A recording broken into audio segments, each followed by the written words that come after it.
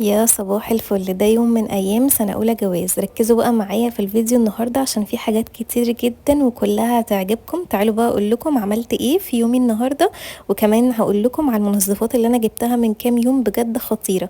اول حاجة صحيت عملت فطار كده، انا مش بفطر بعيش، عملت بس بيض حطيت جنبه لانشون ومن البصل اللي انا مخللاه، حطيت جنبه فلفل وطماطم وعملت معاه ايس كوفي وقعدت اتفرج كده على المسلسل بتاعي. بعد كده بقى قمت اجهز لمعركة البيت، شغلت الغسالة طبعا على الغسيل اللي كان عايز يتغسل.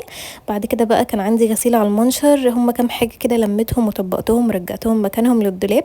كنت عايزة بقى اعمل دونتس، فقلت اعمل العجينة بقى واسيبها تخمر لحد ما اخلص الحاجات اللي ورايا. هسيب لكم بقى تفاصيل العجينة كلها تحت الفيديو. بعد كده بدأت اجهز بقى في غدا بكرة، لان هو لازم اسيبه في الفريزر. كنت عايزة اعمل بوفتيك كداب. حطيت بقى فلفل وطماطم وبصل وضربتهم كده في الكبة.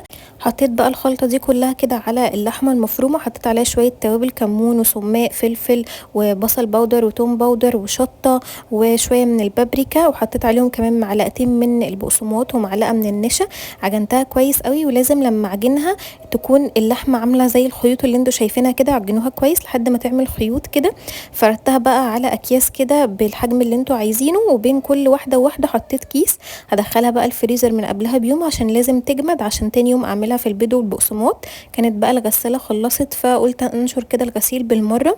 وتعالوا اقول لكم بقى اشتريت ايه منظفات للبيت. اشتريت بقى حاجات خطيرة، اشتريت فوطة للتراب والفوطة الثلاثية، اشتريت كمان المستك الاورنج والمستك الاخضر. عايزة اقول لكم بقى ان كل الحاجات دي هتغنيكم عن شراء اي منظفات لمدة 3 سنين. بجد تحفة جدا. هقول لكم كل التفاصيل بتاعتهم في الستوري بتاعت الانستجرام، فلو انتوا مش موجودين عندي على الانستجرام ادخلوا اعملوا فولو، لان بجد الحاجات دي خطيرة.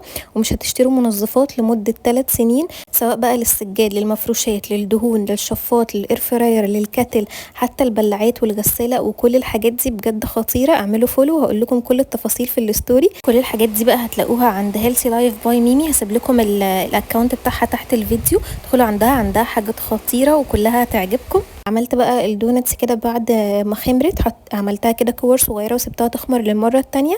بقليها بقى في زيت مش سخنة قوي ومش بارد قوي، يعني وسط كده، ما بتكملش دقيقتين وبتكون استوت، بيطلع شكلها تحفة. حطيتها بقى في سكر وقرفة، وبعد كده بعملها كده بالمعلقة بظهر معلقة عشان افرخها من جوه. حشيتها بقى كاسترد بالشوكولاتة، وكان طعمها بجد خطير وتحفة، لازم تجربوها. ما عملتش بقى غدا لان انا كان عندي بواقي اكل الحمد لله، بس سخنتها كده وعملت عصير كركديه وبس كده اتغدينا الحمد لله.